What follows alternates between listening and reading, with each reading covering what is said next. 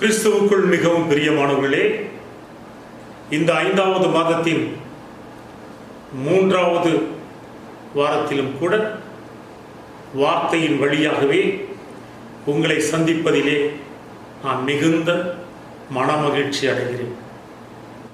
ஆளுகை செய்யும் ஆவியானவரே,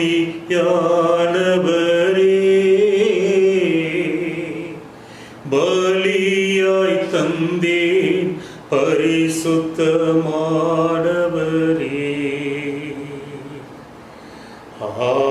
ஆவியானவரே,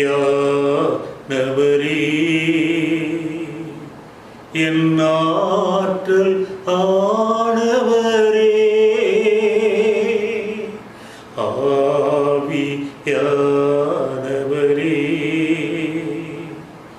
என் ஆற்றல் ஆனவரே, நினைவெல்லாம் உமதாகணும், பேச்செல்லாம் உமதாகணும், என் நினைவெல்லாம் உமதாகணும், பேச்செல்லாம் உமதாகணும், நாள் முழுதும் வழி நடத்தும், நாள் முழுதும் வழி நடத்தும், உம் விருப்பம் செயல்படுத்தும், உம் விருப்பம் செயல்படுத்தும், ஆளுகை செய்யும் ஆவியானவரே, பலியாய் தந்தேன் பரிசுத்தமானவரே,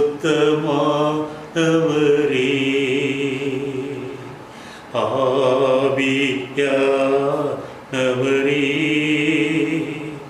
என் ஆற்றல் ஆனவரே, ஆவியானவரே, என் ஆற்றல் ஆனவரே.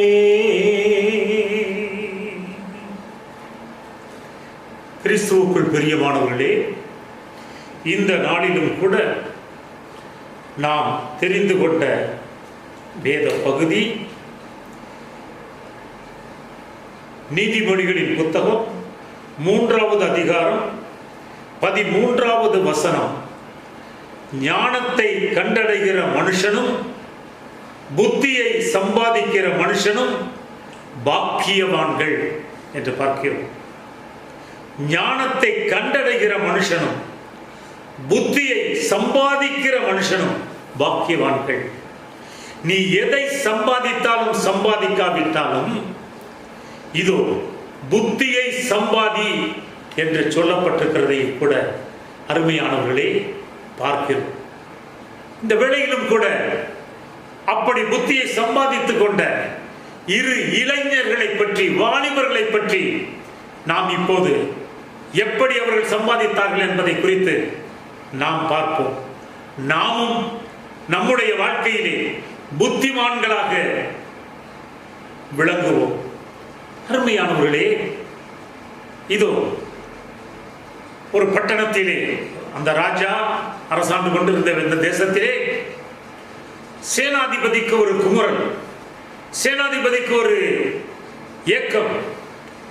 இதோ எதற்கெடுத்தாலும் நாம் தான் இந்த ராஜ்யத்தை காக்கிறோம், நாம் தான் எதிரிகளை முறியடிக்கிறோம், காவல் காப்பதே நாம் தான் காவல் காக்கிறோம். எனவே நமக்கு முக்கியத்துவம் இந்த ராஜா கொடுப்பதில்லையே. எதற்கெடுத்தாலும் அந்த முதன்மையான மந்திரியவே சொல்லுகிறார், முதன்மையான மந்திரியையே எதற்கெடுத்தாலும் கூப்பிடுகிறார், எதற்கெடுத்தாலும் எந்த ஆலோசனையை கேட்கிறார். எனவே நமக்கு ஒரு முக்கியத்துவம் கொடுக்கவில்லையே. நாம் இவ்வளவு பெரிய சேனாதிபதியாக இந்த நாட்டை காக்கிறவனாக இருந்தாலும் கூட நமக்கு எந்த முக்கியத்துவம் கொடுப்பதில்லையே என்று சொல்லி ஒரு ஏக்கத்தோடு குமுறலோடு கூட அவன் இருந்து கொண்டிருந்ததை, புலம்பிக் கொண்டிருந்ததை ராஜா ரகசியமாக கேள்விப்பட்டவராக ஒரு நாள் சேனாதிபதியை அழைத்தார். சேனாதிபதியை அழைத்து அவனிடத்திலே சொன்னா, நேற்று இரவு நான் தூங்கிக் கொண்டிருக்கும் போது படுக்கை அறைக்குள்ளே ஒருவன் நுழைந்து விட்டான்.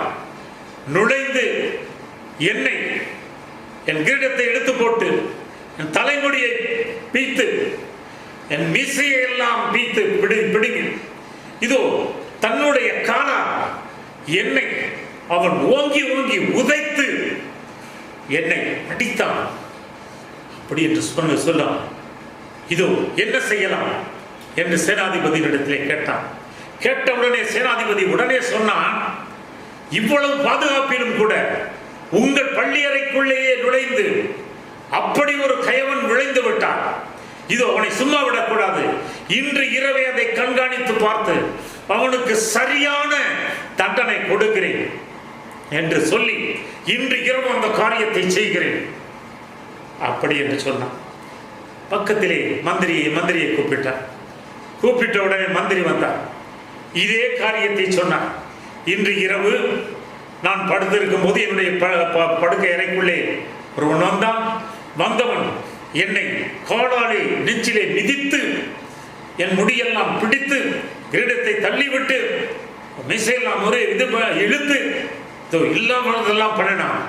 என்ன செய்யலாம் என்று சொன்னான். சொன்ன உடனே கொஞ்சம் சற்று ஒரு நிமிடம் 2 நிமிடம் யோசித்து விட்டு உடனே மந்திரி சொன்னார், ராஜா, அந்த உதைத்த கால்களுக்கு பெரிய தங்க வைர கொலுசுகளை போடுங்கள், அந்த கரங்களுக்கு காப்புகளை போடுங்கள், போட்டு ஒரு கிரீடத்தை தயாரித்து இதோ அதற்கு சூட்டுங்கள் என்று சொன்னார். சொன்ன உடனே ராஜாவுக்கு ஒன்றும் புரியவில்லை. என்ன சொல்லுகிறாய் என்றார். என்ன சொல்லுகிறேனா, படுக்கை அறைக்குள்ளே நீங்கள் படுத்திருக்கிற இடத்திலே, இவ்வளவு பாதுகாப்பு உள்ள இடத்திலே உங்கள் செல்ல குமாரனை தவிர வேறு யார் அங்கே வர முடியும்? யாரும் வர முடியாது. உங்களுடைய பள்ளி அறைக்குள்ளே யாரும் வர முடியாது. அப்படி இருக்க உங்க செல்ல குமாரன் தான் வந்திருப்பான். அவன் தான் இதோ தன்னுடைய பிஞ்சு கால்களாலே எட்டி உதைத்திருப்பான். நிச்சயமாக உங்கள் இதை பிடுங்கி போட்டுவிட்டு முடியை பிடித்து இழுத்திருப்பான். எனவே அவனுடைய கால்களுக்கு கைகளுக்கு அப்படி செய்யுங்கள், அப்படி சூட்டுங்கள் என்று சொன்னான். சொன்ன உடனே சிரித்து கொண்டு உடனே சேனாதிபதியை பார்த்தான். உனக்கு வீரம் இருக்கிறது, ஆனால் விவேகம் இல்லை. சேனாதிபதியே, இதோ பலம் இருக்கிறது, ஆனால் புத்தி இல்லை, போதுமான புத்தி இல்லை. இதோ மந்திரியை பார். மந்திரி புத்திசாலித்தனமாக விவேகமாக பதில் சொன்னான், சரியான பதிலை சொன்னான். அதனால் தான் அவனுக்கு நான் முக்கியத்துவம் கொடுக்கிறேன் என்று சொன்னான். அருமையானவர்களே, அப்ப நம்முடைய வாழ்க்கையிலும் கூட இது பாருங்க, வீரம் இருந்தால் போதாது, விவேகம் வேண்டும். பலம் இருந்தால் போதாது, அருமையானவர்களே, புத்தி வேண்டும். ஆம், அதனால்தான் புத்தியை சம்பாதிக்கிற மனுஷனும் பாக்கியவான்கள் என்று இது வேதத்திலே குறிப்பிட்டிருக்கிறதை நாம பார்க்கிறோம். அருமையானவர்களே, இங்கே பார்க்கிறோம். முதல் 2 நபரை பார்ப்போம். இந்த 2 நபருடைய காரியங்களை குறித்து பார்ப்போம். நாமும் நம்முடைய வாழ்க்கையிலே புத்திசாலித்தனமாய் காணப்படுவோம். கர்த்தருக்கு முன்பதாக கர்த்தரே அந்த புத்தியை நமக்கு கொடுப்பாராக. அருமையானவர்களே, பாருங்க, மோசே இதுவரை வழி நடத்தி வந்தான். தன்னுடைய ஜனத்தை வழி நடத்தி எகிப்திலிருந்து புறப்பட்டு வழி நடத்தி வந்தான். எகிப்திலிருந்து புறப்படும் போது பார்த்தீர்கள், யோசுவாவுக்கு 40 வயது என்று சொல்லப்படுகிறது. அருமையானவர்களே, அந்த யோசுவா தொடர்ந்து வந்து கொண்டிருந்தான். வரும்போது அவன் எப்படி இருந்தான் என்றால், ஆரம்பத்திலே அவன் ஒரு பணிவிடைக்காரனாக, சொல்ல போனால் எடுபுடி என்று சொல்லுகிறோமே, அதே போல ஒரு எடுபுடியாக, வாலிபனாக ஒரு எடுபுடியாக, இது பணிவிடைக்காரனாக, இது யாத்ராகமத்தின் புத்தகம் 33வது அதிகாரம் 11வது வசனத்திலும் நாம் பார்க்கிறோம். அருமையானவர்களே, அப்படிப்பட்டவனாகத்தான் புறப்பட்டு வந்தான் என்று பார்க்கிறோம். அப்படிப்பட்டவனாக புறப்பட்டு வந்தவனை உபாகமத்தின் புத்தகம் 34வது அதிகாரம் 9வது வசனத்திலே காணப்படுவது போல, தேவன் மோசேக்கு அறிவுறுத்தினார். அவனை யோசுவாவை அபிஷேகம் செய்து அவனை உன்னுடைய சக்சஸராக, உன்னுடைய அடுத்த வழிகாட்டியாக, லீடராக அவனை கொண்டு வா, நடத்தி என்று ஆண்டவர் வெளிப்படுத்தினார். அவனை இதோ யோசுவாவை அபிஷேகித்தார் பார்க்கிறோம். அருமையானவர்களே, அடுத்ததாக பார்க்கின்றோம் ரெமி தீவிலே யாத்ராகமம் புத்தகம் 17வது அதிகாரத்தை நாம் படித்து பார்ப்போம் என்றால், அங்கே 17வது அதிகாரத்திலே ரெமி தீவிலே அமலேக்கியர்களுக்கும் இதோ இஸ்ரேல் ஜனங்களுக்கும் சண்டை நடக்கிறது. அமலேக்கியர்கள் எதிர்க்கிறவர்களை போரிட வேண்டும். அப்போது இவன் பாருங்கள் சேனாதிபதியாக, அருமையானவர்களே பாருங்க, பணிவிடைக்காரனாக எடுபடியாக வந்தவன், புறப்பட்டு வந்தவன், அடுத்த அபிஷேகிக்கப்பட்டவன், அடுத்ததாக சேனாதிபதியாக இங்கே செயல்படுகிறான் என்று பார்க்கிறோம். அருமையானவர்களே, ஆண்டவர் உயர்த்தி கொண்டே போகிறார், மேலும் மேலும் மேலும் மேலும் மேன்மை அடைய செய்கிறார் என்று பார்க்கிறோம். 1 யோசுவாவின் புத்தகம் 1வது அதிகாரம் 7வது வசனம் 8வது வசனத்திலும் கூட பார்க்கிறோம். இப்போது மோசே மரித்து போனான். மரித்து போன பின்னாலே மோசேயின் இடத்திலே ஒரு பெரிய லீடராக, ஒரு பெரிய தலைவனாக, அவர்களை வழிநடத்துகிற தலைவனாக, வழிகாட்டியாக இதோ யோசுவா இதோ அடுத்து வருகிறான் என்று பார்க்கிறோம். அப்படிப்பட்டவனை இதோ ஆண்டவர் பேசுகிறார். ஆண்டவர் என்ன சொல்லுகிறார்? 7வது வசனம் 8வது வசனத்திலே, என் தாசனாகிய மோசே உனக்கு கற்பித்த நியாய பிரமாணத்தின்படி எல்லாம் செய்ய கவனமாயிருக்க மாத்திரம் மிகவும் பலம் கொண்டு திடமனதாயிரு. நீ போகும் இடமெல்லாம் புத்திமானாய் நடந்து கொள்ளும்படிக்கு அதை விட்டு வலது இடதுபுறம் விலகாதிருப்பாயாக. இந்த நியாய பிரமாண புஸ்தகம் உன் வாயை விட்டு பிரியாதிருப்பதாக.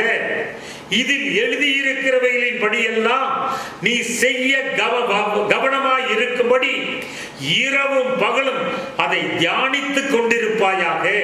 அப்பொழுது நீ உன் வழியை வாய்க்க பண்ணுவாய், அப்பொழுது புத்திமானாகவும் நடந்து கொள்ளுவாய் என்று யோசுவாவை பார்த்து ஆண்டவர் பேசுகிறார், சொல்லுகிறார், ஆலோசனையை கொடுக்கிறார். பாருங்க, முதலாவதாக வலதுபுறமும் இடதுபுறமும் சாயாதபடியாக இந்த நியாய பிரமாணத்தில் கற்பித்தபடியெல்லாம் செய்ய நீ அதுல மட்டும் கவனமாய் இரு என்று சொல்லி, திடமனதாய் இரு என்று சொல்லி, நீ போகும் இடமெல்லாம் புத்திமானாய் நீ நடந்து கொள்வாய் என்று சொல்லுகிறார். வலதுபுறம் இடதுபுறம் சாயாதே, நியாயப்பிரமாணத்திலிருந்து சாயாதே என்று சொல்லிவிட்டு அடுத்ததாக சொல்லுகிறார், எப்போதும் அதை தியானித்துக் கொண்டிரு, இரவும் பகலும் அதை கவனமாய் நீ அதை தியானித்துக் கொண்டிரு, அப்பொழுது உன் வழியை வாய்க்க பண்ணுவார், அப்பொழுது புத்திமானாகவும் நீ நடந்து கொள்வாய் என்று இதோ பாருங்க ஆண்டவர் சொல்லுகிறார். அருமையானவர்களே, இதோ அன்று மோசேயிடம் ஜனங்கள் முறுமுறுத்தார்கள், எல்லாம் பண்ணாங்க.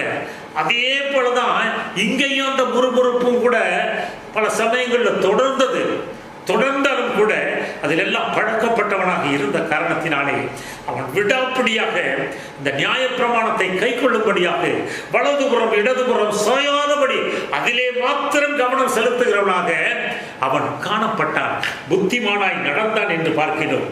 அருமையானவர்களே பாருங்க, யோர்தான் நதியை 2ஆக பிளந்தான். ஆமா, இதோ ஆசாரியரின் கால்கள் பட்டவுடனே, உடன்படிக்கை பெட்டியை தூக்கி சுமக்கிறவருடைய கால்கள் பட்டவுடனே அது 2ஆய் பிரிந்தது என்று பார்க்கிறோம். யோர்தானை கடந்து போனான், எரிக்கோ பட்டணத்தில் உள்ளே நுழைந்தான். எரிக்கோ பட்டணம் மதில்கள் வீழ்ந்தது.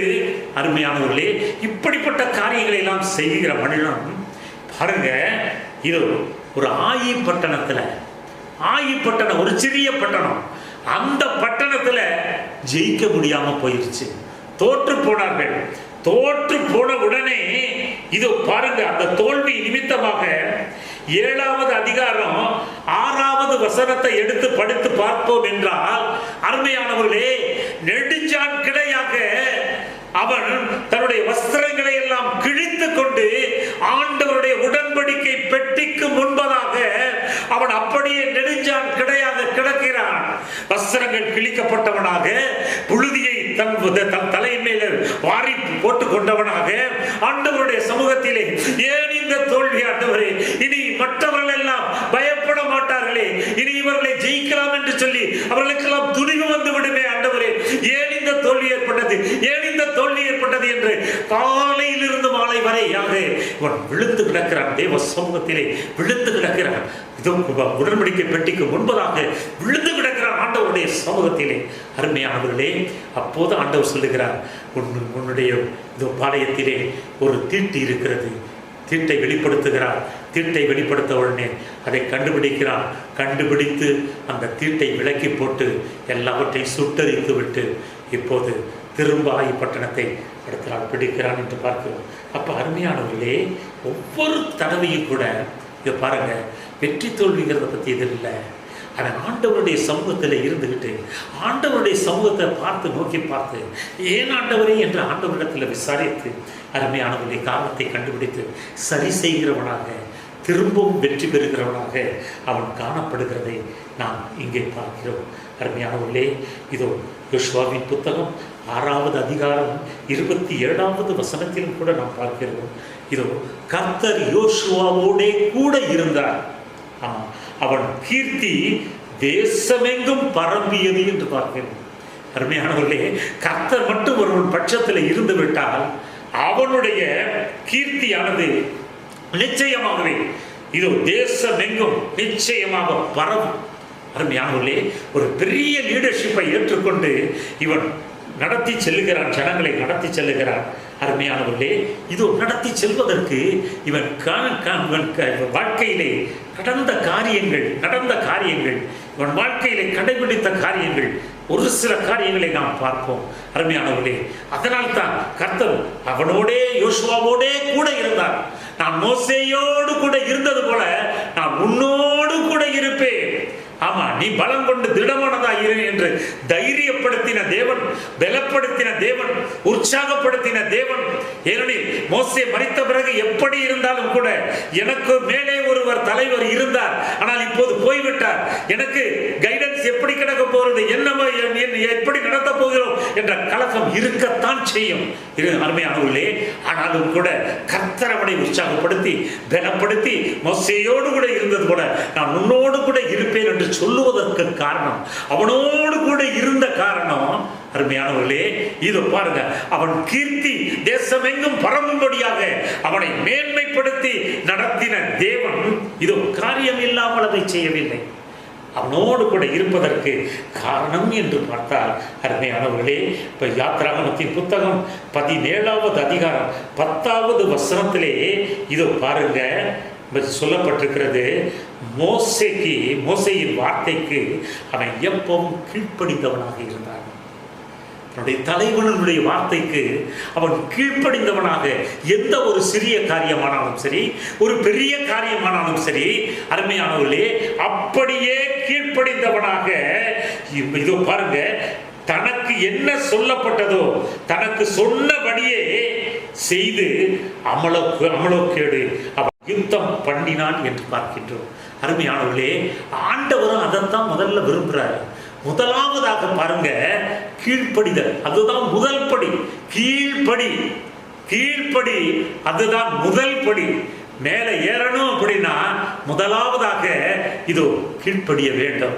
அப்ப ஊழியருடைய வார்த்தைகளுக்கும் சரி, அருமையானவர்களே, தேவனுடைய வார்த்தைக்கும் சரி, இதோ நாம் கீழ்ப்படுகிறவர்களாக காணப்பட வேண்டும். அருமையானவர்களே, சிறு பிள்ளைகளும் கூட, எல்லாரும் கூட, அருமையான பெற்றோர்களுக்கு, உங்கள் பெற்றோருக்கு நீங்கள் கீழ்ப்படிதல் உள்ளவர்களாக காணப்பட வேண்டும் என்று போதிக்கப்படுகிறதை பார்க்கிறோம். அருமையானவர்கள், ஏனெனில் அதுதான் கர்த்தருக்கு மிகவும் பிரியமான காரியம் என்று பார்க்கிறோம். கர்த்தருக்கு ரொம்ப உகந்த காரியம், கர்த்தருக்கு நல்ல பிரியமான காரியம் என்ன அப்படின்னா அந்த கீழ்ப்படிதல் தான். அதனால தான் சொல்றாரு, இதோ உங்கள் பலிகளை பார்க்கலாம், தகன பலிகளை பார்க்கலாம், கீழ்ப்படிதலே உத்தமம் என்று சொல்லுகிறார். முதலாவது அது வேண்டும், அதுதான் எனக்கு ரொம்ப பிரியமானது. அருமையானவர்களே, அப்ப இதோ இவனுடைய முதல் காரியம் எல்லாவற்றிற்கும் கீழ்ப்படிதலோடு கூட அவன் காணப்பட்டான் என்று பார்க்கிறோம். யோசுவா, நீ கீழே யுத்தம் பண்ணு, ஜனங்களை சேர்த்துக்கொண்டு, ஆட்களை சேர்த்துக்கொண்டு, வீரர்களை சேர்த்துக்கொண்டு நீ கீழே யுத்தம் பண்ணு, நான் மேலே போகிறேன், மலைக்கு போகிறேன். மலைக்கு போய் என் கோல்களை உயர்த்தி, வானத்திற்கு நேராக கோல்களை உயர்த்தி வான மண்டலத்தில் உள்ள பொல்லாத சேனைகளை எதிர்த்து நான் போரிடுகிறேன், நீ கீழே அமலேக்கியரோடு எதிர்த்து போரிடு என்று சொல்லிவிட்டு செல்கிறான். அதே போல எந்தவித அச்சமும் இன்றி, திகிலும் இன்றி, எதுவும் இன்றி வார்த்தைக்கு அப்படியே கீழ்ப்படிந்து, இதோ பாருங்க, ஒரு சேனாதிபதியாக இருந்து அவன் போரிடுகிறதை பார்க்கிறோம். அப்ப எல்லா காரியத்திலும் கூட அவன் கீழ்ப்படிதல் உள்ளவனாக காணப்படுகிறான் என்று பார்க்கிறோம். அடுத்த காரியம் பார்த்தீங்கன்னா, யாத்ராகமத்தின் புத்தகம் 33வது அதிகாரம் 11வது வசனத்திலே சொல்லப்பட்டிருக்கிறது, அவன் ஆசரிப்பு கூடாரத்தை விட்டு அகலாதிருந்தான் என்று பார்க்கின்றோம். அருமையானவர்களே, இதை படிக்க இதை யோசிக்க எனக்கு ரொம்ப காரியங்கள் சொல்ல வேண்டும் போல தோன்றுகிறது, ஆனால் நேரம் இல்லை. அருமையானவர்களே, அந்த ஆசரிப்பு கூடாரத்தை விட்டு கொஞ்சம் கூட அகலல, அந்த ஆசரிப்பு கூடாரத்தண்டையிலேயே அவன் இருந்தான் என்று பார்க்கிறோம். அருமையானவர்களே, இதை பாருங்க, யோசுவாவின் புத்தகம் 7வது அதிகாரம் 6வது வசனத்திலேயும் கூட, இது நான் முன் சொன்னேனே, அந்த ஆயி பட்டணத்துக்காக அவன் என்ன தோற்றுவிட்டமே என்று சொல்லி ஆண்டவருடைய சமூகத்திலே உடன்படிக்கை பெட்டிக்கு முன்பதாக போய் தன்னை தாழ்த்தி கொண்டு நெடுஞ்சான் கிடையாக இதோ கிழித்துக் கொண்ட வஸ்திரத்தை கிழித்துக் கொண்டு தலையிலே மண்ணை வாரி போட்டுக்கொண்டு அவன் கிடக்கிறான் ஆண்டவருடைய சமூகத்திலே. அப்ப அவனுடைய இது எப்பவும் பார்த்தீங்கன்னா, அவனுடைய காரியம் எப்போதும் கூட ஆசரிப்பு கூடாரம், தேவ சமூகம், தேவ பிரசன்னம், இதுதான் அவனுடைய மெயினா இருந்தது, அவனுடைய முதல் காரியமாக இருந்தது. எப்போது பார்த்தாலும் இது தேவ சமூகத்தை நாடின மனுஷனாக, தேவ பிரசன்னத்திலே இருக்கிற மனுஷனாக அவன் காணப்பட்டான். அருமையான தேவ ஜனமே, உங்களுக்கும் எனக்கும் கூட அதுதான் வழிகாட்டுதல். ஆமா, எந்த நேரத்திலும் சரி, அது இன்பமான நேரத்திலும் சரி, துன்பமான நேரத்திலும் சரி, இதோ நெருக்கடியான வேலையிலும் சரி, மற்ற வேலைகளிலும் சரி, அருமையானவர்களே, தேவ சமூகத்தையே நாடுவோம், தேவ பிரசன்னத்தையே நாடுவோம். தேவ பிரசன்னம் தான் நம்மை வழி நடத்தும். அருமையானவர்களே, தேவன் நமக்கு நல்ல ஆலோசனைகளை கொடுப்பார். ஆலோசனைகளை கொடுத்து நம்மை நடத்தி செல்ல அவர் சர்வ வல்லவராய் இருக்கிறார் என்று பார்க்கிறோம். இப்ப பாருங்க, இரண்டாவது இவனுடைய காரியம், இவன் புத்திமானாய் விளங்கின காரியத்துக்கு இதோ காரணமாய் இருந்தது, இதோ ஆசரிப்பு கூடாரத்தை விட்டு பிரியாதிருந்தான், தேவனுடைய சமூகத்திலே, தேவனுடைய பிரசன்னத்திலேயே இருந்தான் என்று பார்க்கின்றோம். மூன்றாவது காரியம் நம்ம பார்த்தோம்னா, அருமையானவர்களே, என்னாகமத்தின் புத்தகம் 14வது அதிகாரம், இது பாருங்க, 6, 7, 8, 9 வசனங்களை படித்தால் அங்கே பார்க்கிறோம், இவன் விசுவாச வார்த்தைகளையே பேசுகிறவனாக காணப்படுகிறான். எப்போதும் இவனுடைய வாயிலிருந்து விசுவாச வார்த்தைகளே வெளிப்படுகின்றதை பார்க்கிறோம். வேவு பார்ப்பதற்காக 2 இதோ குரூப்பாக அனுப்பினார். ஆமா, இதோ யோசுவாவும் காலேபும் ஒரு பக்கம், இன்னொரு பக்கம் 10 கோத்திரத்தினுடைய தலைவர்கள். இந்த 10 கோத்திரத்தினுடைய தலைவர்களும் போய் வேவு பார்க்க போனார்கள், கானானை வேவு பார்க்க போனார்கள். வேவு பார்த்து விட்டு வந்து அவர்கள் எல்லாரும் இதோ சொன்னார்கள், துர்ச்செய்தியை பரப்பினார்கள். நல்ல வளமுள்ள தேசம்தான், பாலும் தேனும் ஓடுகிற தேசம்தான், அதெல்லாம் கரெக்ட் தான். ஆனா அங்க இருக்கிறவர்கள் எல்லாம் ராட்சதர்கள், நாங்க அவங்களுக்கு முன்னால வெட்டுக்கிளிகளை போல காணப்பட்டோம், அதனால நம்ம அவங்களை ஜெயிக்கவே முடியாது, ஒண்ணும் பண்ண முடியாது என்று சொல்லி இதோ நம்மை கொன்று போட்டு விடுவார்கள் என்று சொல்லி எல்லாரையும் கலங்கப்படுத்தி விட்டார்கள். எல்லாரும் கலங்கி போய் எல்லாரும் புலம்ப ஆரம்பித்து விட்டார்கள், மற்ற ஜனங்கள் எல்லாம் சேர்ந்து. அந்த சமயத்திலே பாருங்கள், இது பாருங்க, இவன் என்ன சொல்றான் அப்படின்னா, தேசத்தை சுற்றி பார்த்தவர்களே, நூனின் குமாரனாகிய யோசுவாவும் எப்புனையின் குமாரனாகிய காலேபும் தங்கள் வஸ்திரங்களை கிழித்துக் கொண்டு இஸ்ரவேல் புத்திரரின் சமஸ்த சபையையும் நோக்கி, நாங்கள் போய் சுற்றி பார்த்து சோதித்த தேசம் மகா நல்ல தேசம், கர்த்தர் நம்மேல் பிரியமாய் இருந்தால் அந்த தேசத்திலே நம்மை கொண்டு போய் பாலும் தேனும் ஓடுகிற அந்த நிச்சயமாய் நமக்கு கொடுப்பார். கர்த்தருக்கு விரோதமாக மாத்திரம் கலகம் பண்ணாதிருங்கள். அந்த தேசத்தின் ஜனங்களுக்கு நீங்கள் பயப்பட வேண்டியதில்லை. அவர்கள் நமக்கு இரையாவார்கள். அவர்களை காத்த நிழல் அவர்களை விட்டு விலகி போயிற்று. கர்த்தர் நம்மோடே இருக்கிறார். அவர்களுக்கு பயப்பட வேண்டியதில்லை என்றார்கள். அருமையானவர்களே, இவர்கள் இருவரும் இப்படிப்பட்ட ஒரு நல்ல பாருங்க விசுவாச வார்த்தைகளை பேசி தைரியம் ஊட்டுகிறவர்களாக, பலப்படுத்துகிறவர்களாக இருந்தார்கள் என்று பார்க்கிறோம். இன்றைக்கும் விசுவாசிகள் என்று சொல்லுகிறவர்கள் கூட, இன்னும் சில இவங்க ஊழியர்கள் கூட பார்த்தீங்க அப்படின்னா, இதோ விசுவாசத்தை ஊற்றுறதுக்கு பதிலாக, விசுவாசத்தை கொடுக்கறதுக்கு பதிலாக, பலப்படுத்தி நடத்துறதுக்கு பதிலாக இதோ இன்னும் கலங்க பண்ணும்படியான இதோ காரியங்களை எல்லாம் செய்கிறத பார்க்கிறோம். அப்ப அருமையானவர்களே, இவன் பாருங்க, இவன் புத்திமானாய் நடந்தான். இவனை தேவன் அவனுடைய கீர்த்தி எங்கும் தேசம் எங்கும் பரம்படியாக செய்தார். காரணம், புத்திமானாய் இருந்தான். கர்த்தர் அவனோடு கூட இருந்தார்.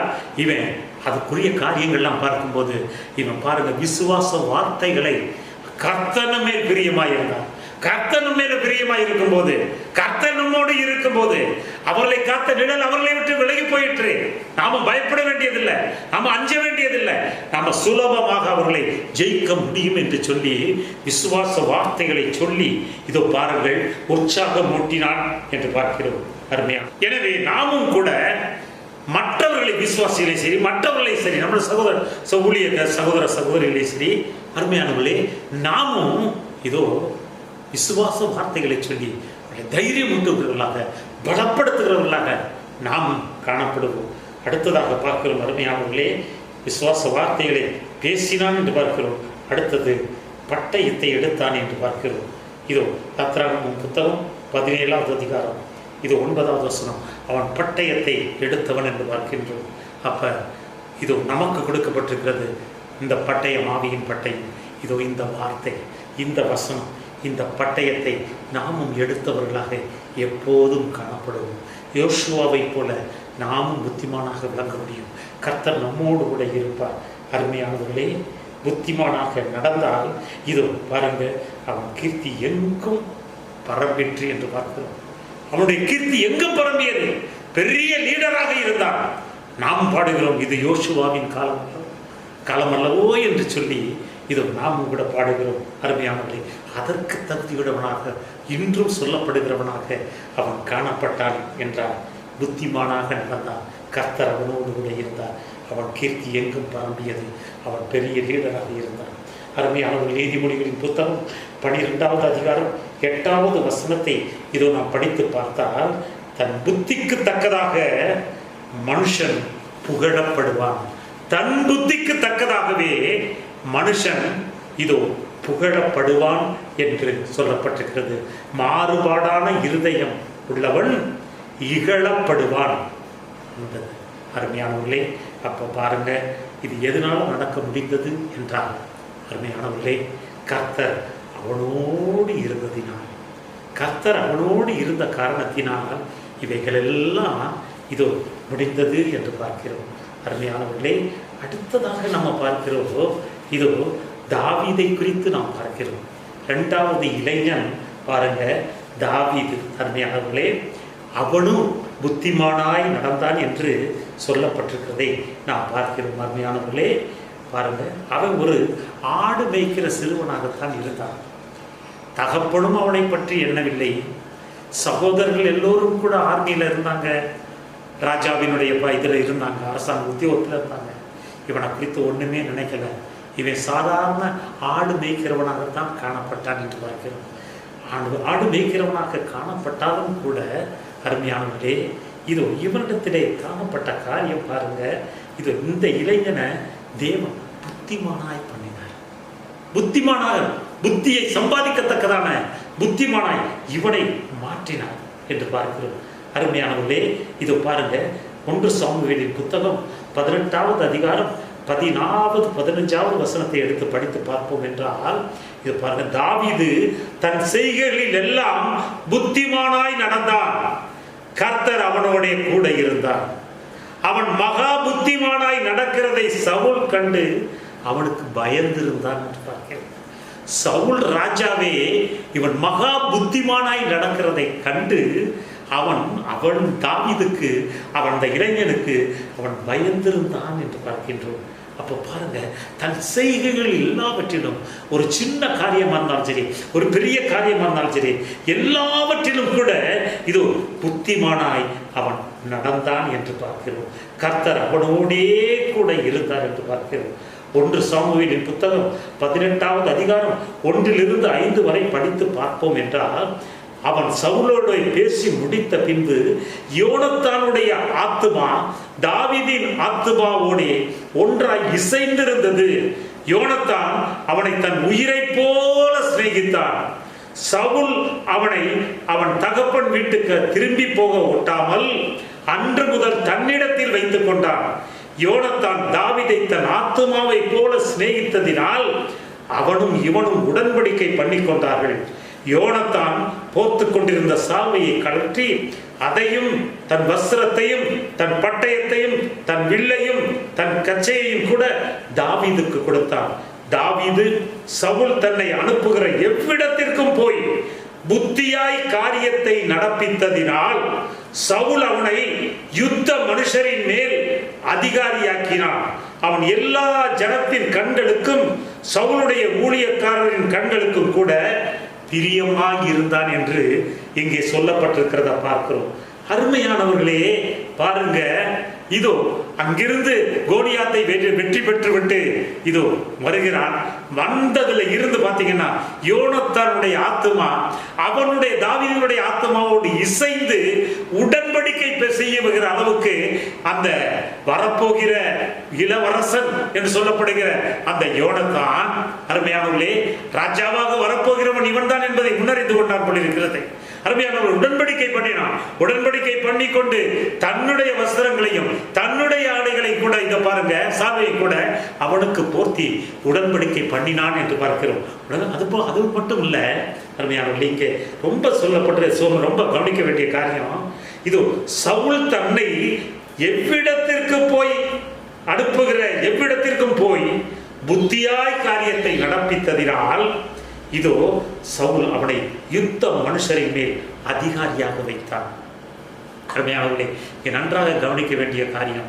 அருமையானவர்களே, பாருங்க, அவன் எல்லாத்தையும் அப்படியே செஞ்ச அப்படின்னால ஒப்புவிக்கப்பட்ட பொறுப்பு எல்லாவற்றையும் கூட அலட்சியம் செய்யாதபடியாக, அசதியாய் செய்யாதபடி அருமையானவர்களே புத்தியாய் எல்லா காரியத்தையும் செய்தான். அவன் ஆடு மேய்க்கும் போதும் அப்படித்தான் இருந்தான். அருமையானவர்களே, கொஞ்ச ஆடுகளையும் விட்டு இங்கே வந்தாயா, எப்படி யுத்தம் நடக்கிறது என்று வேடிக்கை பார்க்க வந்தாயா என்று தன்னுடைய சகோதரர்களே கேட்டார்கள் என்று பார்க்கிறோம். ஆனா அவன் கரெக்டா தான் செஞ்சான். அந்த காரியத்தை எல்லாம் அவன் பொறுப்போடு கூட கொஞ்சம் ஆடுகளை மேய்க்கிறதுனாலும் கூட அருமையானவர்களே அவன் கருத்தாய் இருந்தான், கண்ணாய் இருந்தான், புத்தியாய் இருந்தான் என்று பார்க்கிறோம். இப்ப என்ன பண்ணிட்டாப்ல, திடீர்னு வந்து இதோ இவனை யுத்த மனுஷர்கள் மேலே எல்லாரும் மேலேயும் ஒரு பெரிய சேனாதிபதியை போல, ஒரு தளபதியை போல, ஒரு முதன்மையான ஒரு இடத்தை கொடுத்து விட்ட உடனே அருமையானவர்களே, இந்த அவ்வளவு அனுபவம் இல்லாதவன் ஆனாலும் கூட புத்திசாலித்தனமாய் எல்லா காரியங்களிலும் அவன் நடந்து கொண்டான் என்று பார்க்கிறோம். தனக்கு கொடுக்கப்பட்ட பொறுப்பை, தனக்கு கொடுக்கப்பட்ட பதவியை அருமையானவர்களே அவன் செம்மையாக செய்து முடித்தான். அருமையானவர்களே, அலட்சியம் காட்டவில்லை, பொறுப்பற்று காணப்படவில்லை. இது பாருங்க, பொறுப்போடு நடந்து கொண்டான், அசதியாய் எந்த காரியத்தையும் செய்யவில்லை. அவன் பாருங்க மிகவும் ஜாக்கிரதை உள்ளவனாய் செய்தான் என்று பார்க்கிறோம். அருமையானவர்களே, இதோ பாருங்க, ஆண்டவருடைய வார்த்தை சொல்லுகிறது, ஒருவன் தன் வேலையிலே ஜாக்கிரதை உள்ளவனை கண்டால் அவன் நீசருக்கு முன்பாக அல்ல, அவன் ராஜாக்களுக்கு முன்பதாக நிற்பான். ராஜாக்களுக்கு நிச்சயமாக முன்பதாக நிற்பான். இவனும் அப்படித்தான் நின்று கொண்டிருக்கிறான் என்று பார்க்கிறோம். அருமையானவர்களே, பாருங்க எல்லாவற்றையும். அது மட்டுமல்ல அருமையானவர்களே, ஒரு ஜூனியரை கொண்டு வந்து, ஒரு இளவயது வாலிபனை கொண்டு வந்து அவங்கெல்லாம் எத்தனையோ பேர் படைகளில் இருந்தவங்க, எவ்வளவோ பயிற்சி பெற்றவங்க. ஆனால் இவனை ஜூனியரை கொண்டு வந்து யுத்த மனுஷர்கள் மேலே அதிகாரியாக வச்ச உடனே பார்த்தீங்க அப்படின்னா மற்றவர்களுக்கு உண்மையிலேயே பார்த்தீங்கன்னா ஒரு ஜூனியரை கொண்டு வந்து இப்படி வச்சுட்டாங்களே, நம்மெல்லாம் இவ்வளவு எக்ஸ்பீரியன்ஸ் இருக்கிறோம், நம்மளை கொண்டு வராம என்று சொல்லி இது நடைமுறையிலேயே பார்த்தீங்க அப்படின்னா இது வாழ்க்கையில் அருமையான எல்லாருக்கும் பொறாமை வரும், ஒரு கோபம் வரும், ஒரு வருத்தம் வரும், ஒரு அகங்காரம் வரும், எல்லாம் வரும். அருமையானவர்களே, ஜூனியர் இப்படி ஏற்றுறாங்களேன்னு சொல்லி அவர்கள் மேலே ஒரு எரிச்சல் வரும். நம்ம தானியலை உயர்த்தினதை கூட பார்க்குறோம். தானியலை அந்த 3 பேருக்கு மேலாக அவன் உயர்த்தினான் என்று பார்க்கிறோம். எல்லாருக்கும் மேலாக உயர்த்தினான், ராஜா உயர்த்தினான் என்று சொன்ன உடனே அவர்களும் பொறாமைப்பட்டு அவனை சிங்கக்கனிலே எப்படியாவது போட வேண்டும் என்று பார்த்தார்கள் என்று பார்க்கிறோம். அருமையானவர்களே, இப்படிப்பட்ட காரியங்கள்லாம். ஆனால் இவனுடைய வாழ்க்கையில் இவன் புத்திசாலியாய் நடந்து கொண்டான். கர்த்தரும் அவனோடு கூட இருந்த காரணத்தினால இதோ பாருங்க, எல்லா ஜனத்தின் கண்களுக்கும் சவுலுடைய ஊழியக்காரரின் கண்களுக்கும் கூட அவன் பிரியமாய் இருந்தான் என்று பார்க்கிறோம். அவனுடைய வழிகள் கர்த்தருக்கு பிரியமாய் இருந்தால் அவனுடைய சத்துருக்களும் கூட அவனுடைய சமாதானமாய் போவார்கள் என்று எழுதப்பட்டிருக்கிறது. அருமையானவர்களே, அப்போ பாருங்க, ஒரு இளைஞன் நல்ல ஒரு பெரிய இடத்துக்கு பெரிய பதவிக்கு வந்து விட்டாலும் கூட சவுலின் ஊழியக்காரர்கள், உடன் ஊழியக்காரர்கள் அவர்கள் ஒன்றும் எதிர்க்கவில்லை. இல்லை இப்படி வச்சுட்டாரே, இப்படி இது மேலே வச்சுட்டாரே அப்படின்னு சொல்லி எதிர்க்கவில்லை, எதுவும் பேசவில்லை, பொறாமைப்படவில்லை. இன்னும் சொல்ல போனால் சவுளுடைய ஊழியக்காரருக்கு, காளியர்களுடைய ஊழியக்காரர்களுடைய கண்களுக்கு அவன் பிரியமாய் இருந்தான் என்று பார்க்கிறோம். அப்போ கர்த்தர் நம்மோடு கூட இருந்தால் நிச்சயமாக நம்முடைய காரியங்களும் வாய்க்கும். கர்த்தர் எல்லா கண்களுக்கும் நாம் பிரியமாக இருப்போம். அருமையானவர்களே, அப்போ பாருங்க, இதோ இந்த சமயத்தில் அவன் நல்ல ஒரு பதவி உயர் பெறும்போது பார்த்தீங்க அப்படின்னா இது அதை கரெக்டாக புத்திசாலித்தனமாக நடந்து கொண்டான் என்று பார்க்கிறோம். அடுத்த காரியத்தை பார்க்கிறோம். 1 சாமுவேலின் புத்தகம் 18வது அதிகாரம் 7வது வசனத்தை எடுத்து பார்த்தோம் என்றால் பாருங்க, 7, 8 எல்லாம் படித்தோம்னா, அந்த ஸ்திரீகள் ஆடி பாடுகையில் சவுல் கொன்றது 1000, தாவீது கொன்றது 10000 என்று முறைமுறையாக பாடினார்கள். முறைமுறையாக பாடினார்கள். சவுல் கொன்றது 1000, தாவீது கொன்றதோ 10000 என்று முறைமுறையாக பாடினார்கள். அந்த வார்த்தை சவுலுக்கு விசனமாய் இருந்தது. அவன் மிகுந்த எரிச்சல் அடைந்து தாவீதுக்கு 10000, எனக்கோ 1000 கொடுத்தார்கள், இன்னும் ராஜாங்கம் மாத்திரம்தான் அவனுக்கு குறைவாய் இருக்கிறது என்று சொல்லி அந்நாள் முதற்கொண்டு சவுல் தாவீதை காய்மகாரமாய் பார்க்க ஆரம்பித்தான் என்று பார்க்கின்றோம். அருமையானவர்களே, பாருங்க, இவன் ஒன்றுமே பண்ணலை. இவன் வர்றான், ஜெயிச்சுட்டு வர்றான், கோலியத்தை ஜெயிச்சுட்டு வர்றான். ஸ்திரீகள் பாடுகிறார்கள், அவர்கள் பாடுகிறார்கள். உடனே சவுல் எரிச்சல் கொள்கிறான். எரிச்சல் கொண்டு இதோ அவனை காய்மகாரமாக பார்த்து இதோ பாருங்க, எதிரியாக பாவிக்கிறான். அவனை எதிரியாக பாவிக்கிறான். நல்ல ஒரு மனிதனாக பாவித்துக்கப்பட்டவன் இதையெல்லாம் கேட்ட உடனே பார்த்தீங்க அப்படின்னா எதிரியாக பாவிக்க ஆரம்பிக்கிறான் என்று பார்க்கின்றோம். அருமையானவர்களே, அப்போ பாருங்க, எதிரியாக பாவித்து இவன் எப்படியேனும் கொன்று போட வேண்டும் என்று சொல்லி இது பாருங்க, அவன் அது முதலாக அவன் ஏற்பாடு பண்ணுகிறான். மறுநாளிலே தேவன் 10வது வசனம் சொல்லப்பட்டிருக்கிறது, தேவனால் விடப்பட்ட பொல்லாத ஆவி சவுலின் மேல் இறங்கிற்று. அவன் வீட்டிற்குள்ளே தீர்க்க தரிசனம் சொல்லிக் கொண்டிருந்தான். அப்பொழுது தாவீது தினந்தோறும் செய்கிறபடியே தன் கையினால் சுரமண்டலத்தை வாசித்துக் கொண்டிருந்தான். சவுலின் கையிலே ஈட்டி இருந்தது என்று மறைக்கிறோம். இவனை எப்படியாவது ஈட்டியை செய்து அவனை கொன்றுவிட வேண்டும் என்று சொல்லி இதோ பாருங்கள், 11வது வசனத்திலே கூட சவுல் தாவீதை சுவரோடே சேர்த்து குத்தி போடுவேன் என்று ஈட்டியை அவன் மேல் எரிந்தான். ஆனால் தாவீது விலகி 2 தரம் அவனுக்கு தப்பினான் என்று பார்க்கின்றான். அருமையானவர்களே, அடுத்ததாக பார்க்கிறோம் பாருங்க, கர்த்தர் தாவீதோடு கூட இருக்கிறார் என்றும் தன்னை விட்டு விலகி போனார் என்றும் சவுல் கண்டு தாவீதுக்கு பயப்படுறான். ஆனா இவனை எப்படியாவது காலி பண்ணணும்னு பார்க்கிறான். அருமையானவர்களே, இது 13வது வசனத்தில் பார்க்குறோம். இதோ அவனை தன்னை விட்டு அப்புறப்படுத்தி, இங்கே அரண்மனையில் அதிகாரியாக வச்சு இப்படி வச்சா யுத்த மனுஷர் மேலே எல்லாருக்கும் மேலே அதிகாரியாக வைக்கிறான், வச்சு அப்படியே வச்சிருந்தான். இப்போ என்ன பண்ணிட்டான்? தன்னை விட்டு அந்த அரண்மனையை விட்டு அப்புறப்படுத்தி இதை பாருங்க, அவனை 1000 பேருக்கு அதிபதியாக வைத்தான் என்று பார்க்கிறோம். 1000 பேருக்கு இப்போ உடனே பதவி இறக்கம் பண்ணிவிட்டான். அருமையானவர்களே, பதவியில் தூக்கி வச்சான், இப்போ பதவி இறக்கம் பண்ணிவிட்டான், டீப்ரமோட் பண்ணிவிட்டான். 1000 பேருக்கு அதிபதியாக மட்டும் வைத்து விட்டான். ஆனாலும் கூட அவன் அப்படி எதையும் பாருங்க, தாவீது அப்படியே அவன் ஜனத்திற்கு முன்பாக போக்குவரத்துமாய் இருந்தான் என்று பார்க்கிறோம். அப்போ அருமையானவர்களே, அவனை தூக்கி வைக்கும் போதும் அவனுக்கு எந்த பெருமையும் இல்லை.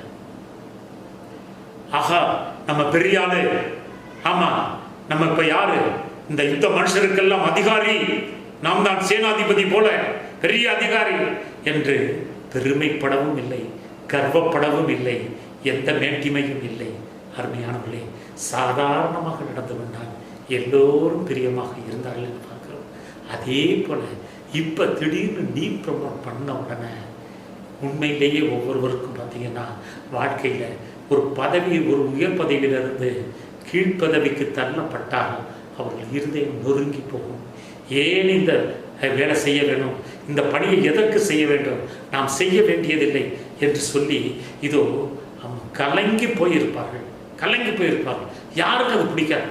முதல்ல ஒரு ஜூனியரை உயர்த்துறதே பிடிக்காது. அருமையானவர்களே, ஒரு ஜூனியரை உயர்வா வைக்கிறதே, மேலே கொண்டு போய் வைக்கிறதே பிடிக்காது. ஆனால் அப்பவும் அவன் எந்த மேட்டிமே அடையாமல் எதுவும் இல்லாமல் சாதாரணமாக இருந்துட்டு இருந்தான்.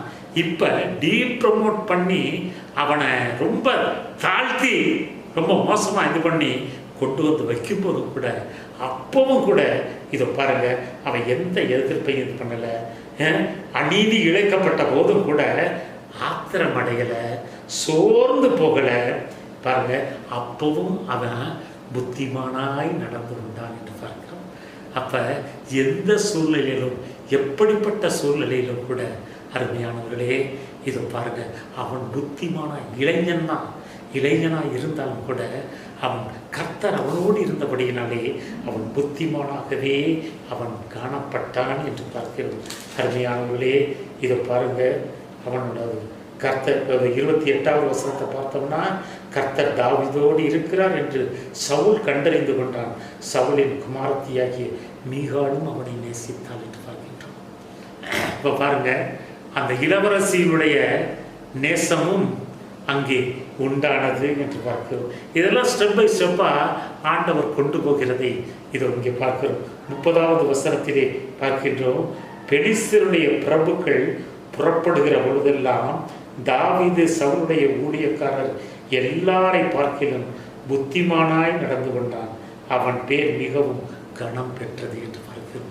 பெலிஸ்தர்னா அண்டை நாட்டார். அவங்க இங்கே வந்து சில ஆலோசனை பண்ணிவிட்டு பேசிவிட்டு போய் உடன்படிக்கை பேசிவிட்டு போவார்கள். போகும்போது பார்த்தீங்க அப்படின்னா, இதை பாருங்க, தாவீது சவுலுடைய ஊழியக்காரர் எல்லாரை பார்க்கலாம் புத்திமானாய் நடந்தபடியினால அவன் பேர் மிகவும் இதோ பாருங்க கணம் பெற்றது என்று பார்க்கின்றோம். அருமையானவர்களே, அப்போ பாருங்க, இதோ புத்திமானாக தாவீதை போல நாம் புத்திமானாக இருந்தால் இது நிச்சயமாக கர்த்தர் இந்த வாழ்விலும் உயர்த்த, மேன்மைப்படுத்த, நடத்த வல்லவராக இருக்கிறார்.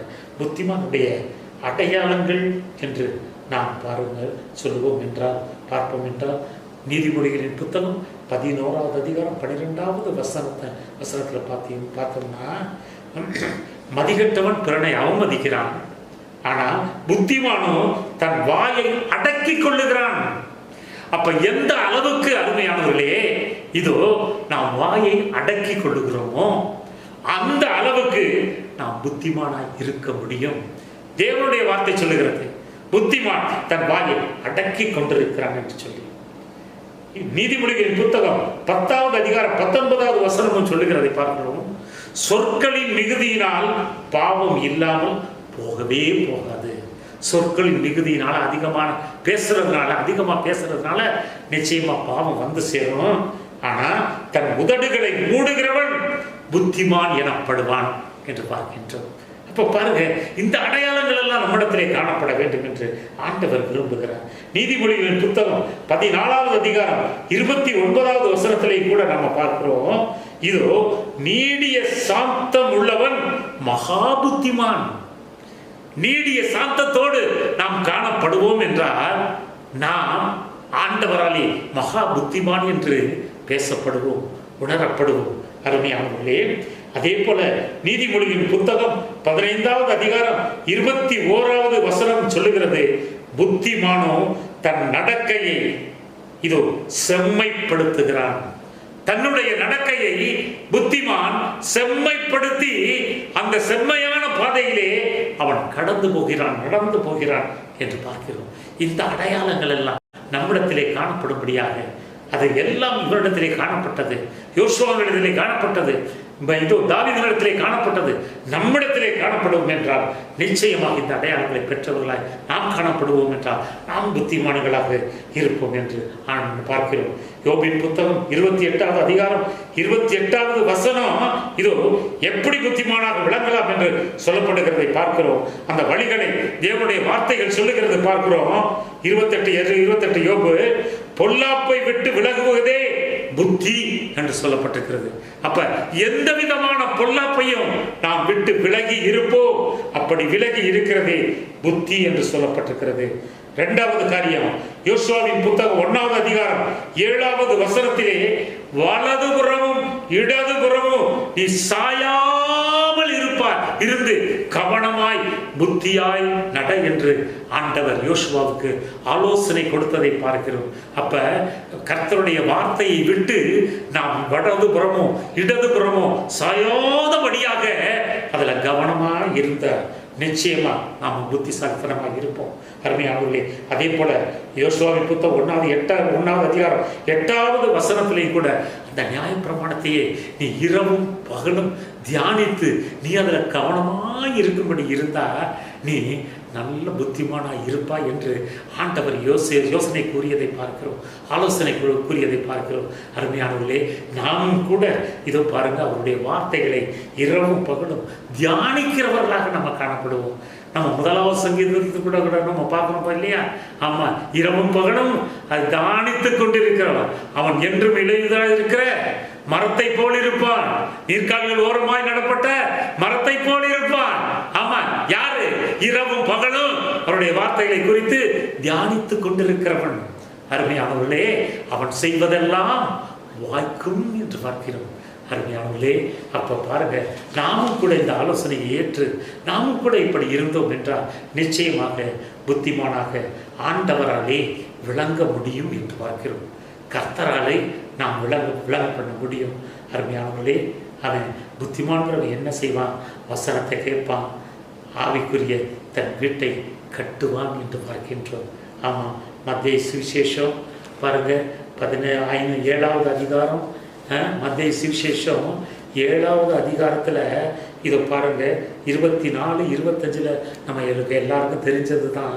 இதோ, ஆகையால் நான் சொல்லிய இந்த வார்த்தைகளை கேட்டு இவைகளின் படி செய்கிறவன் எவனோ அவனை கன்மலையின் மேல் தன் வீட்டை கட்டின புத்தியுள்ள மனுஷனுக்கு ஒப்பிடுவேன். ஆண்டவர் சொல்லுகிறார், பெருமழை சொரிந்து பெருவெள்ளம் வந்து காற்று அடித்து அந்த வீட்டின் மேல் மோதியும் அது விழவில்லை, ஏனென்றால் அது கன்மலையின் மேல் அஸ்திவாரம் போடப்பட்டிருந்தது. அப்ப என்னுடைய வார்த்தையின்படி, இந்த வார்த்தைகளை கேட்டு இவைகளின்படி செய்கிறவன் எவனோ அவனை கன்மலையின் மேல் தன் வீட்டை கட்டின புத்தியுள்ள மனுஷனுக்கு ஒப்பிடுவேன் என்று சொல்லி ஆண்டவர் இங்கே சொல்லுகிறதை பார்க்கிறோம். அருமையானவர்களே, அப்ப பாருங்க, இதோ வசனத்தை கேட்டு ஆவிக்குரிய வீட்டை நாம் கட்டுகிறவர்களாக காணப்படுவோம். நாம் புத்திமானாக இருந்தால் ஆவிக்குரிய வீட்டை நாம் ஆண்டவருக்காக கட்டுகிறவர்களாக நாம் காணப்படுவோம். அருமையானவர்களே, அதே போல 1 யோவானுக்கு 1 யோவான் நிருபம் 5வது அதிகாரம் 20வது வசனத்திலே கூட நம்ம படித்து பார்ப்போம் என்றால், அருமையான அன்றியும் சொல்லப்பட்டிருக்கிறது அங்கே, அன்றியும் நாம் சத்தியம் உள்ளவரை அறிந்து கொள்வதற்கு, சத்தியம் உள்ளவரை, சத்தியமானவரை, வழியும் சத்தியமும் ஜீவனமாய் இருக்கிறவரை நாம் அறிந்து கொள்வதற்கு, அறிய வேண்டிய விதத்தில் அறிந்து கொள்வதற்கு தேவனுடைய குமாரன் வந்து நமக்கு புத்தியை தந்திருக்கிறார் என்றும் அறிவோம். ஆண்டவராகிய இயேசு கிறிஸ்து அந்த தேவகுமாரன் தேவனை குறித்த, அந்த சத்தியத்தை குறித்த, சத்தியம் உள்ளவரை குறித்த அறிந்து கொள்ளுகிற அந்த புத்தியை இதோ தேவகுமாரனாகிய இயேசு கிறிஸ்து எனப்பட்ட சத்தியமுள்ள ஒருக்குள்ளும் அவர் இருக்கிறோம் என்று பார்க்கிறோம். அவர் நமக்கு வெளிப்படுத்தி இருக்கிறார் என்று பார்க்கிறோம். அவரும் அவருக்குள்ளாகவும் நாம் இருக்கிறோம் என்று பார்க்கிறோம்.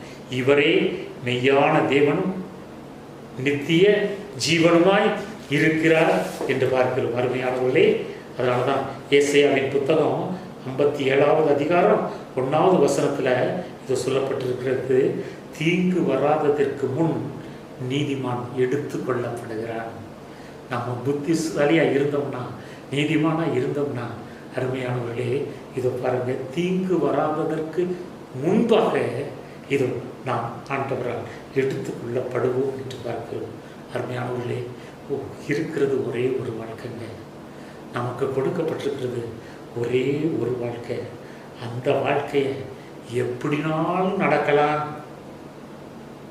என்று நினைக்காதபடி, எப்படியோ வாழ்ந்து விட்டு போகலாம் என்று சொல்லி இதோ நினைக்காதபடி புத்திமானாய் நடந்து சந்தோஷத்தோட நம்ம ஓட்டத்தை முடிக்கிறவர்களாய் இருந்தாலும் சரி.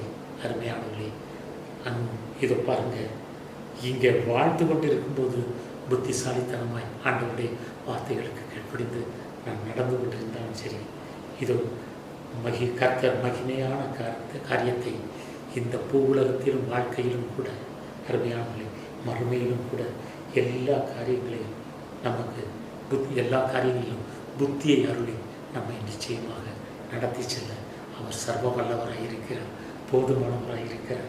2 தீமோத்தேயு புத்தகம் 2வது அதிகாரம் 7வது வசனத்திலே சொல்லப்பட்டிருக்கிறது. பவுல் தீமோத்தேயுவை பார்த்து சொல்லுகிறார், நான் சொல்லுகிறவர்களை சிந்தித்துக்கொள், நான் சொல்லுகிற எல்லாவற்றையும் நீ சிந்தித்துக்கொள், கர்த்தர் எல்லா காரியங்களிலும் உனக்கு புத்தியை தந்தருள்வார் என்று சொல்லுகிறார். இதே வார்த்தை தான் நமக்கும் கூட சொல்லப்படுகிறது.